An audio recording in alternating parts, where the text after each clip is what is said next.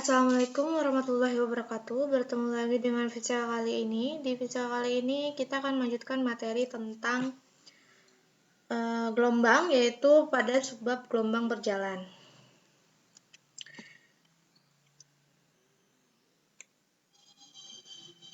Nah, jadi untuk gelombang berjalan dan gelombang stasioner atau gelombang tegak itu adalah gelombang yang dikelompokkan berdasarkan amplitudonya. Kalau gelombang berjalan itu pada saat merambat, ya, amplitudonya tetap. Kemudian untuk gelombang stasioner pada saat merambat itu amplitudonya berubah-ubah. Nah, di sini ada sebuah gambar animasi ya. Jadi ketika kita memberikan sebuah getaran pada gelombang tali ya, gelombang tali ini gelombang yang merambat tanpa penghalang atau pembatas. Nah, partikel yang ada di benda tersebut atau di tali tersebut akan bergetar semuanya ya, bergetar ketika kita memberikan getaran. Nah, kemudian ada perambatan energi. Jadi kalau kita lihat pada gambar di sini ya, kalau kita tinjau pada satu titik yang ini ya, di sini satu partikel di sini. Jadi ketika diberi getaran, partikel ini bergerak naik turun pada tempatnya. Ya. Kemudian yang merambat apa? Yang merambat ini adalah energinya sehingga membentuk pola gelombang transversal, ya. Jadi di sini. Kalau misalnya kita tinjau titiknya di sini, ya, berarti nanti naik turunnya di sini. Kemudian kalau kita tinjau titik yang di sini, berarti dia naik turunnya nanti di sini. Ya, jadi partikel-partikelnya itu bergerak pada tempatnya masing-masing atau bergetar pada tempatnya masing-masing, tidak merambat. Yang merambat itu hanyalah energinya aja. Ya. Maka untuk mencari simpangannya ya pada partikel tersebut kita menggunakan rumus simpangan getaran harmonis sederhana, yaitu Y sama dengan A sin omega T. Y ini adalah simpangan. Kemudian A-nya ini adalah amplitudo, omeganya ini adalah kecepatan sudut, T-nya adalah waktu. Atau bisa juga dengan Y sama dengan A sin 2 pi. Pi di sini ini adalah fase. Ya. Kenapa di sini ada omega? Karena kalau kita lihat ya pada gambar yang sebelah kanan, ketika partikel ini bergerak naik turun pada tempatnya, ya, dia akan membentuk gerak melingkar sehingga ada kecepatan sudutnya. Nah, dia akan bergerak melewati kuadran 1, kuadran 2, dan kuadran 3. Maka 1 lambda itu sama dengan 2 pi. Ya. 1 lambda sama dengan 2 pi. Nah, maka karena dia berbentuk gerak melingkar, maka ada kecepatan sudutnya. Ya. Kemudian untuk mencari pi, ini kita bisa pakai rumus waktu dibagi periode, atau untuk mencari fase gelombang pada partikel, kita bisa pakai rumus waktu dibagi periode dikurang X, ya, ini X-nya ini adalah jarak pada partikel tersebut ya, per lambda.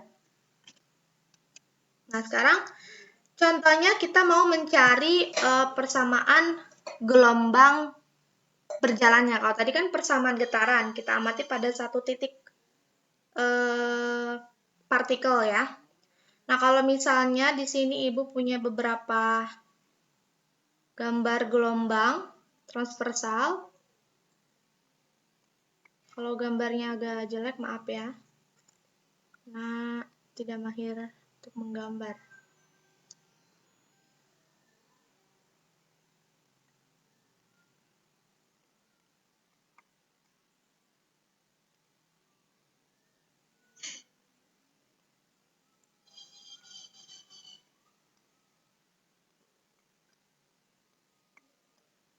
Nah, di sini ada 3 pola gelombang transversal. Nah, 3 pola gelombang transversal ini bukan dari beberapa kali percobaan, tapi dari 1 kali percobaan. Ya, dari 1 kali percobaan nanti kita capture. Pertama, capture yang pertama, ini menunjukkan pola seperti ini. Kemudian ketika bergerak kan pasti kalau di capture kan beda-beda ya, gambar yang dihasilkan. Kemudian ketika yang kedua menghasilkan pola seperti ini, dan yang ketiga menghasilkan pola seperti ini. Nah, kalau misalnya kita mau tinjau titik partikel yang di sini, ini kita sebut titiknya partikelnya A. Maka itu nanti ada jarak dari simpangan ke titik partikel A. Ini disebut XA-nya. Ya. Kalau misalnya kita beri getaran selama 4 detik ya, selama 4 detik kan berarti 1, 2, 3, 4 ya kan. Nah, pada detik ketiga di titik A ini T-nya masih 0 di titik A-nya. Kemudian ketika pada detik keempat baru di titik A-nya ini bernilai 1 ya. Maka dapat disimpulkan bahwa T awalnya ya sama dengan TOA plus TA. Jadi waktu dari O menuju titik A sama pada saat waktu di titik A. Ya. Maka untuk mencari TA-nya ini berapa? Ya. Kan tadi kalau misalnya disimulasikan di titik ini misalnya baru 3. Di titik ini kan masih 0. Ketika di titik ini, ketika udah kita berikan 4 detik, maka di titik ini baru 1. Di titik ini udah 3, di titik ini 1. Gitu. Untuk mencari TA berarti TO dikurang TOA, TO dikurang TOA ya, sama dengan TA. Nah, karena yang kita mau ubah ini adalah TOA-nya, ya. Kan kalau waktu awalnya kan pasti sudah diketahui ya. Nah, untuk dia dari O ke menuju A-nya itu berapa, kita ganti, kita cari dengan rumus jarak dibagi kecepatan untuk mencari waktu ya. Untuk mencari TOA ini, berarti TO sama dengan jaraknya kita pakai jarak dari simpangan ke titik partikel A yang kita amati. Ini kan yang kita amati ya. Berarti TO dikurang XA per kecepatan. Ya, sama dengan TA. Nah, kalau udah sampai sini kita masuk ke persamaan getarannya karena kan kita tinjau partikelnya. Partikel yang di sini bergerak di sini ke atas ke bawah. Berarti Y sama dengan A sin omega TA. Ya. Kemudian TA-nya ini kita ganti pakai rumus yang ini. Ya. Berarti Y sama dengan A sin omega dikali TO min XA per V. Kita kalikan ke dalam, berarti Y sama dengan A sin omega TO min omega XA per V. Ya. Nah, karena kecepatan sudut itu ya, untuk omega, itu bisa kita cari dengan 2pi per T atau 2pi dikali F. Maka ini omeganya kita ganti jadi 2pi per T. Ya. Berarti untuk kalau kita ganti jadi Y sama dengan A sin ya 2pi per T dikali T0 min 2pi per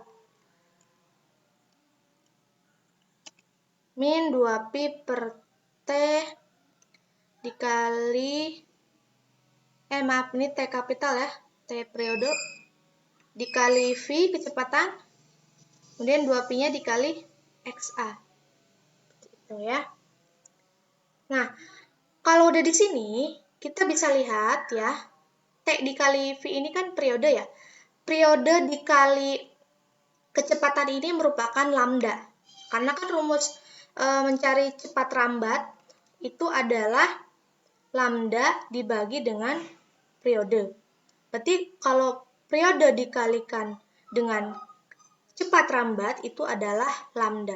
Maka bisa kita ganti ya, T kali V-nya ini kita ganti dengan lambda. Oke. Berarti Y sama dengan A sin 2pi per T dikali T min 2pi dikali XA per lambda. Seperti ini. Ya. Nah, sekarang kita mau balikan lagi rumus 2pi per T ini ke dalam omega. Y sama dengan A sin omega T dikurang. Nah, 2pi per lambda ini merupakan K atau disebut bilangan gelombang berjalan, ya. Jadi kita ganti 2pi per lambdanya ganti dengan K. Berarti K dikali XA. Nah, ini merupakan rumus mencari simpangan pada gelombang, ya. Pada gelombang. Kalau misalnya kita ganti, ini kan kalau misalnya masih A, tapi kalau misalnya kita secara umum kita nggak tahu jaraknya di mana, itu kita bisa ganti persamaannya. Tinggal Y sama dengan A sin omega T min KX. K-nya ini adalah bilangannya, omega-nya adalah kecepatan sudut, T-nya waktu, ya. Kemudian X-nya ini adalah jarak. Ya, jarak pada partikel tertentu. Ini kan kalau yang kita tinjau ini adalah A-nya. Kalau yang ini kita tinjau X-nya pada partikel tertentu di titik tertentu. Atau pada setiap partikel yang kita amati, seperti itu. Nah, maka di sini dituliskan bahwa secara umum persamaan simpangan getaran, ya, atau formulasi gelombang berjalan, kalau tadi kan yang A, Y sama dengan A sin omega T itu adalah formulasi getaran pada gerak harmonis sederhana. Nah, tapi kalau pada ini sudah menjadi formulasi gelombang berjalan, ya. Jadi Y sama dengan plus minus A sin 2pi dikali T per T min X per lambda. Kenapa bisa seperti ini? Kan awalnya kan dari sini kan, A sin omeganya kan tadinya gini ya, A sin 2pi per T dikali T dikurang 2pi per lambda dikalikan X. Ini kan. Nah, karena 2pi-nya ini bisa kita faktorkan kan, karena ada 2, kita tulis jadi 1 aja, berarti A sin 2pi, ya. Kemudian T per T min X per lambda. Seperti itu. Masih dari rumus yang tadi. Nah, untuk plus minusnya, kalau misalnya plus berarti arah gelombangnya itu ke atas. Arah gelombangnya sedang ke atas. Kalau plus ya, kalau minus berarti arah gelombangnya tuh ke bawah. Ya, ke bawah. Nah, untuk yang plus minus di persamaan sebelumnya yang Y sama dengan A sin omega T min KX. Nah, ini juga bisa berbentuk A sin omega T plus KX. Kalau minus berarti gelombangnya bergerak ke arah kanan, ya. Kalau misalnya plus berarti gelombang berjalannya itu bergerak ke arah kiri, ya. Nah, seperti itu. Sampai sini mudah-mudahan kalian paham ya. Atau bisa juga mencari Y plus minus A sin 2pi kali pi. Nah, fase di sini dapat dari mana? Nanti kita akan jelaskan di subbab sudut fase, fase, dan beda fase. Nah, kita memasuki gelombang berjalan, itu subbab sudut fase, fase, dan beda fase gelombang. Yang dimaksud sudut fase di sini adalah theta. Theta P di sini maksudnya partikel ya, itu rumusnya omega T min KX atau sama dengan bisa 2pi dikali T per periode min X per lambda. Kemudian untuk fasenya, fase partikelnya itu bisa dicari dengan waktu dibagi periode dikurang X per lambda atau bisa juga dengan sudut fase dibagi dengan 2pi. Ya. Kemudian ada untuk mencari beda fase. Jadi delta pi ini adalah beda fasenya. Nah, beda fasenya itu adalah minus XB min XA per lambda, atau bisa juga minus delta X per lambda. Nah, kenapa ada XB dan XA? Kalau kita lihat di gambar di sini ya, ketika suatu gelombang tali diberikan getaran ya, maka kan dia akan membuat pola gelombang. Nah, misalnya pada saat di titik ini itu jaraknya adalah XA. Kemudian pada simpangan pada simpangan maksimum kita sebut XB.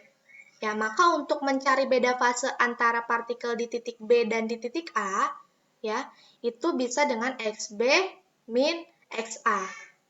Ya, XB min XA per lambda. Ya, karena kan dari titik O ini ke titik yang di partikel A itu adalah 1 lambda. Seperti itu.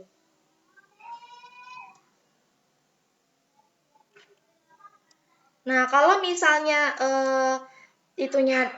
rumus-rumus seperti datangnya dari mana, awalnya adalah dari rumus gelombang berjalan, yaitu Y sama dengan A sin omega T plus Kx dari sini. Kalau misalnya gelombang berjalan itu perambatannya sudah memiliki sudut awal, ya. Kalau misalnya sudah memiliki sudut awal, maka rumusnya menjadi Y sama dengan A sin omega T plus Kx plus theta 0. Jadi theta 0 ini adalah sudut fase awalnya. Kalau misalnya pada saat perambatannya dia sudah memiliki sudut fase awal. Kalau misalnya belum ya, berarti ini nggak usah, tinggal omega T plus Kx aja. Ya. Nah, dari sini ya, kita lihat dari sini, kalau misalnya kita ubah menjadi 2pi, berarti kan Y A sin 2pi per T dikali T plus minus ya. Bisa plus minus, kalau minus arah gelombangnya itu ke kanan, kalau plus arah gelombang itu ke kiri. 2pi per lambda kali X. Nah, yang dimaksud sudut fasenya itu yang mana? Ya, sudut fasenya itu yang ini. Ini adalah sudut fasenya.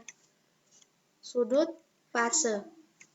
Jadi dari sini, dari rumus formulasi gelombang berjalan, si sudut fasenya itu. Yang ini. Nah, kemudian kalau kita tuliskan ya, sudut fasenya kan tetanya sama dengan omega T ya. Ini kan kalau dibalikin lagi ke omega ya, jadi omega T kan plus minus Kx. Ya kan? Plus minus Kx. Nah, dari sini bisa juga kan simbol kalau dari kalau dari rumus yang ini bisa juga untuk mencari sudut fase itu adalah 2pi dikali waktu dibagi periode dikurang jarak dibagi dengan lambda. Jadi rumus sudut fase itu ada dua, dalam bentuk omega dan bilangan gelombang berjalan, ada juga dalam bentuk yang 2pi dikali waktu dibagi periode dari sini. Jadi awalnya itu dari sini ya. Nah, kemudian karena ini itu ya yang tadi ini nih. Ini itu kalau di rumus yang pertama itu kan rumus fase kan ya. Maka untuk mencari theta juga bisa kita pakai dengan rumus 2pi dikalikan dengan fase. Karena kalau dari rumus yang di awal ini kan, ini merupakan rumus untuk mencari fase pada titik partikel tertentu. Nah, berarti untuk mencari sudut fase itu bisa dengan 2pi dikalikan fasenya. Ya. Yang berarti untuk mencari beda fase ya, untuk mencari beda fase atau delta I ini ya, bisa dengan rumus delta X per lambda. Ya. Dari mana? Dari rumus fase yang ini rumus fasenya. T per T min X per lambda. Dari sini. Karena kan fase itu artinya orientasi suatu titik atau partikel pada gelombang berjalan.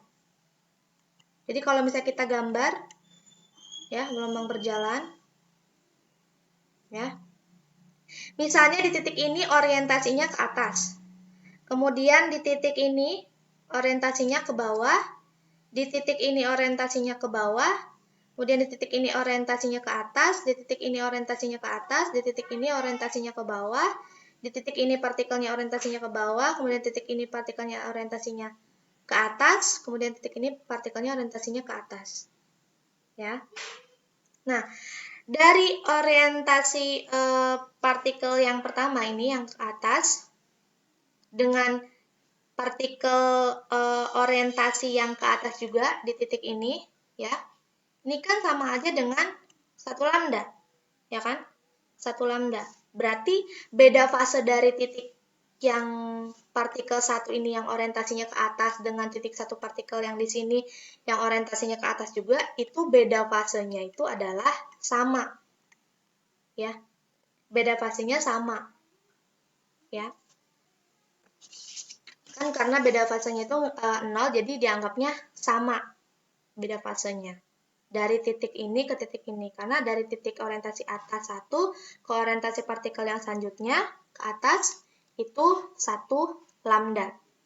Maka kenapa untuk mencari beda fase bisa menggunakan rumus delta X, jarak dari satu partikel ke partikel lainnya, ya, dibagi dengan lambda. Ya. Nah, berarti kalau delta X ini kan jarak partikel yang akhir dikurang partikel awal jaraknya, ya kan? Seperti itu. Oke, jadi rumus yang biasanya digunakan itu adalah rumus untuk mencari sudut fase, kemudian untuk mencari beda fase, dan untuk mencari fase. Ya.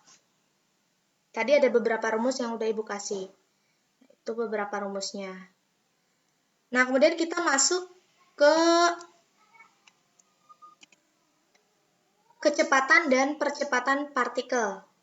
Ya. Kecepatan dan percepatan partikel ini, ya, ini pada gelombang berjalan. Jadi untuk persamaannya itu berawal dari diferensial atau turunan simpangan terhadap waktu, ya, dari sini awalnya. Sehingga menjadi rumus untuk mencari kecepatan. Nah, jadi rumus untuk mencari kecepatan partikel itu adalah omega dikali A cos dikali omega T min Kx. Kemudian untuk mencari percepatan partikel sama menggunakan diferensial simpangan partikel ya terhadap waktu sehingga menghasilkan rumus percepatannya itu adalah min omega kuadrat A sin dikali omega T min Kx atau bisa juga min omega kuadrat dikalikan dengan simpangannya ya. Nah, sekarang kita bakal coba nurunin persamaan kecepatan gelombang berjalan. Berawal dari persamaan umum gelombang berjalan, yaitu A sama Y sama dengan A sin omega T min Kx. Ya. Nah, untuk mencari V, itu kan biasanya X per T, ya kan? Untuk mencari V, biasanya X per T. Nah, ini adalah rumus kecepatan untuk partikel ya atau materi. Nah, sekarang kita turunkan ya. V-nya ini kita turunkan menggunakan rumus simpangan ini, berarti dy per dt. D ini adalah diferensial ya, adanya di matematika. Nah, untuk menurunkan rumus simpangan terhadap waktu, kita harus menggunakan turunan diferensial parsial menggunakan aturan rantai. Jadi diferensial parsial itu ada dua. Ada diferensial parsial aturan rantai dan ada diferensial parsial total. Yaitu nanti kalian belajar lebih dalam di matematika, ya kan? Nah, sekarang kita turunin D per DT, ya, kita turunin D per DT, D-nya kita masukin simpangannya ya. Simpangannya itu A sin omega T min Kx. Kenapa pakai aturan rantai? Karena aturan rantai itu polanya seperti ini. Jadi ada fungsi di dalam fungsi. Jadi mesti pakai aturan rantai, ya.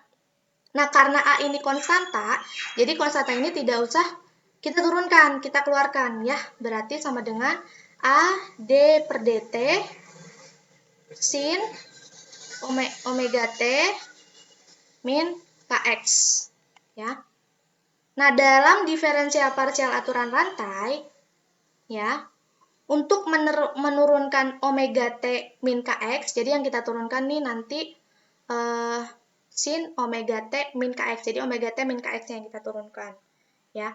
Untuk menurunkan ini kita perlu asumsikan atau kita perlu asumsikan dia menjadi U, ya.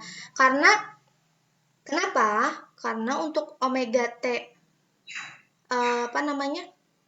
min Kx ini tidak bisa langsung dalam aturan rantai, harus diasumsikan dulu, ya, dimisalkan dulu pakai U. Berarti U di sini sama dengan omega T min Kx per dt, ya. Oke. Nah, sekarang kita turunkan, ya. Berarti di sini D per dt, karena omega T min Kx sudah kita ganti pakai U, ya. Berarti sin U nanti di sini. Dikali diferensial, ya, sin U per du, ya. Sampai sini mengerti? Jadi D per dt ini kita diferensialkan menjadi sin U per du dikali du per dt, ya. Nah, udah itu kita diferensialkan menjadi untuk sin U didiferensialkan itu menjadi cos U, ya. Jadi cos U dikalikan dengan kemudian yang du per dt ini kan U-nya ini ya, omega T min Kx per dt. Nah, kalau omega T diturunkan terhadap T berarti tinggal omega. Kemudian untuk Kx diturunkan terhadap T itu berarti 0 karena tidak ada T-nya. Jadi kita anggap 0. Berarti tinggal omega. Jadi turunan du per dt itu adalah omega. Ulangi lagi ya, turunan sin U itu adalah turunan sin U terhadap diferensial U itu adalah cos U. Kemudian turunan diferensial U terhadap T itu di sini yang tadi Ibu jelaskan. Jadi omega T diturunkan terhadap T berarti jadi omega. Min Kx diturunkan terhadap T berarti jadi 0, ya. Berarti tinggal sisa omeganya aja. Berarti untuk turunannya itu menghasilkan cos U dikalikan dengan omega, atau bisa kita tulis omega dikalikan dengan cos U. Nah, U-nya ini kalau udah di sini kita ubah lagi menjadi omega T dikali omega T min Kx. Berarti W sama dengan V, ya. V sama dengan omega dikali cos dikali omega T min Kx. Ya. Jadi ini rumus V-nya, tinggal ditambahin A-nya. Ya, rumusnya A W atau omega cos dikali omega T min Kx. Jadi ini adalah rumus kecepatan partikel berawal dari sini diturunkan secara diferensial parsial aturan rantai, seperti itu. Nah, sekarang kalau kita coba menurunkan percepatannya. ya, menurunkan percepatan gelombang berjalan, sama menggunakan diferensial juga. Nah, untuk percepatan itu kan biasanya di dV per dt, ya, atau bisa juga pakai A sama dengan diferensial kuadrat simpangan per dt. Jadi simpangannya ini didiferensialkan 2 kali. Nah, kita pakai yang ini aja ya. Nah, kita pakainya yang A sama dengan dV per dt. dV per dt. Nah, V yang tadi kita udah dapat, itu kita asumsikan lagi jadi diferensial parsial aturan rantai. Kita asumsikan jadi U ya. Berarti untuk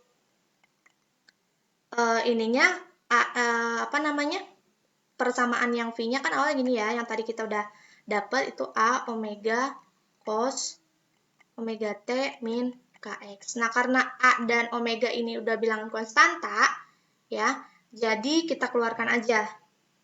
Kita keluarkan, nggak usah kita turunkan. Berarti yang kita tunggu tinggal D per dt cos omega T min Kx. Ya.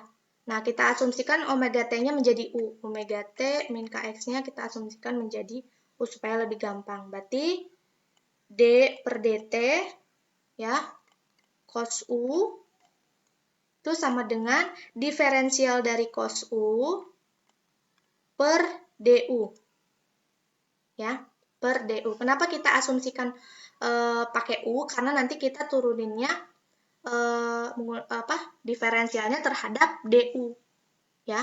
Karena kalau cos U ini kita diferensialkan terhadap T, itu nggak bisa, ya. Cos U ini kita diferensialkan terhadap T nggak bisa. Jadi, cos U-nya ini harus kita diferensialkan terhadap U-nya ini adalah omega T min Kx, ya. Dikali du per dt. Nah, sebenarnya kalau du ini dibagi, awalnya bakal ke sini juga, d per dt cos U. Jadi sama aja kalau misalnya du-nya ini kita coret, habis bakal balik ke bentuk yang seperti ini. Nah, sekarang kita tinggal diferensialkan. Cos U didiferensialkan terhadap U, berarti menjadi min sin U. Ini dalam matematika ya. Kemudian, diferensialkan U terhadap T. Jadi, ini kita diferensialkan terhadap dt. Berarti hasilnya tinggal omega. Berarti kita bisa tulis min omega sin U, ya, min omega sin U. Nah, U-nya kita ganti lagi, omega T min Kx sama dengan min omega sin omega T min Kx. Seperti ini bentuknya. Nah, nanti untuk rumus percepatannya kita tinggal tambah deh yang konstanta yang tadi kita keluarkan. Berarti min A, karena omeganya ada 2 ya, ada ada omega yang dapat dari sini ya, dari diferensial, dan omega yang konstanta yang kita keluarkan, berarti omeganya menjadi kuadrat ya. A min omega kuadrat sin omega T min Kx ya. Seperti ini. Jadilah rumus percepatan gelombang berjalan. Oke. Sampai sini mudah-mudahan kalian paham. Nanti kita bisa lanjut ke contoh soal atau lanjut ke materi gelombang stasioner. Baru nanti contoh soalnya di belakang ya. Terima kasih sudah mendengarkan. Wassalamualaikum warahmatullahi wabarakatuh.